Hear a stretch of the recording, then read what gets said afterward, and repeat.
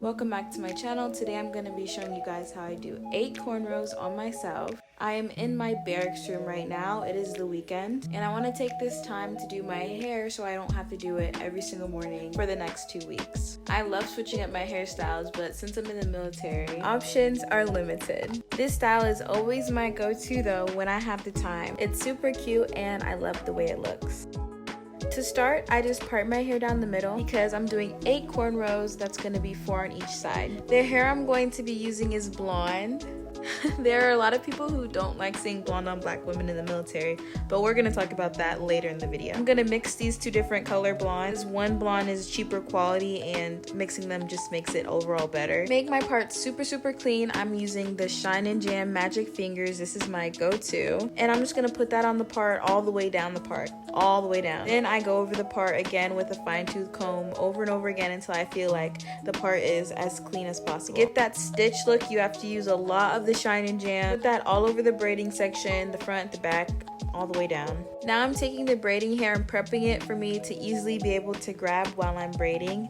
I'm getting small pieces in the beginning because I want my braid to be small in the beginning, and then as I get more and more, the braid pieces are getting larger because I want it to get bigger in the back. So the most important thing when you're braiding your own hair is just to make sure you're as close to the root of your hair as possible. I'm gonna give you guys a better angle later on in the video, but look how close my fingers are to my scalp. You cannot loosen your grip even while you're adding in hair. So I'm adding in this little piece of hair, and as you can see, I still have that grip on my hair. My right hand has not moved. I have not loosened my grip at all, and I'm still just gonna continue to braid that in. I kept the majority of this video in real time just so you guys can really see the process. You want to be gripping it tight, but not too tight that you're pulling your hair out. You're also naturally gonna get that stitch look. You can get the stitch look, it levels up the entire look. You're gonna get that by using the Shine and Jam and having a good grip on your hair and keeping it close to your scalp. Because I prepped the hair before I started braiding, I can just easily go grab the little piece that I need and incorporate that into the braid. Smaller pieces need to be first because you don't want it to look bulky from the front, but you also don't want to add too little because you want the color to be blonde. Like if you don't add a lot, then you're not going to get that blonde color. I like to do blonde at least once a semester. I love mixing up my hair, love doing different colors, but like I said earlier, there are some people who have an issue with black people having blonde hair. I feel like this color isn't really that blonde, but I've been stopped for even light brown. And a lot of the time they'll use the regulation and say it says something that it doesn't, just because they don't want you to have blonde hair as a black woman. When that happens to me, I just try to stay as respectful as possible and just cite the regulation. With the new update, it's a little bit easier because there are pictures that's been provided to us by the Army. Those can go a long way. And then there are also resources like EO or IG that can also help you. I would really advise you not shy away from the different colors you want to try just because you're afraid someone might stop you. If it's in regulation, girl, go for it.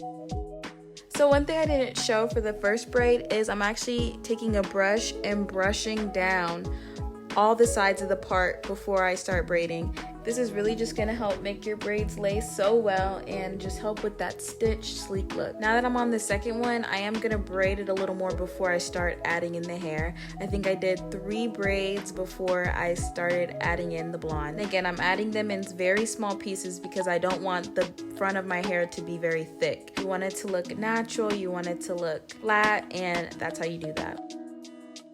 I ended up going viral for this exact style. I did 6 stitch braids into a bun. I curled the ends. I had 10 million views on TikTok, millions of views on Instagram, and millions on Facebook. And that was so funny to me because I didn't like the video at all. I wasn't gonna post it, and I was just so shocked at how well it did. And ever since that video, I've just always posted anything that I put time and effort into. Even if it's not perfect, I still want to share it. Even these braids, the parts aren't super perfect, but that's okay. It doesn't have to be perfect. That's what I had to learn. This is still such a cute style, and you guys have been asking me for a tutorial, so I'm still gonna share it. One method I do use to try to keep my parts as straight as possible is having a mirror.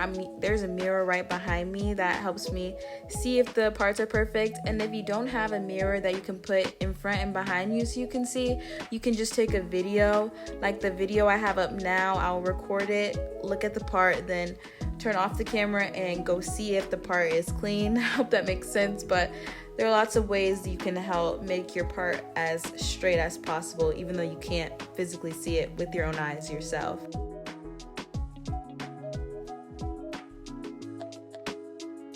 Doing my hair takes a lot of patience. A lot of people ask if my arms hurt or how long it takes. It takes a while. I think 8 cornrows took me probably 2.5, maybe even 3 hours. But again, this is going to save me so much time on the back end. Every morning when my hair is not braided, I have to wake up before formation, brush it, comb it. If I want it to look cute, I need to put gel on it, some leave-in conditioner. It's just a lot. When my hair is braided, I don't have to worry about that. I can just wake up, maybe put some oil on it, and put it in a bun. This is a much better angle for you guys to see me actually incorporating the blonde hair into my hair.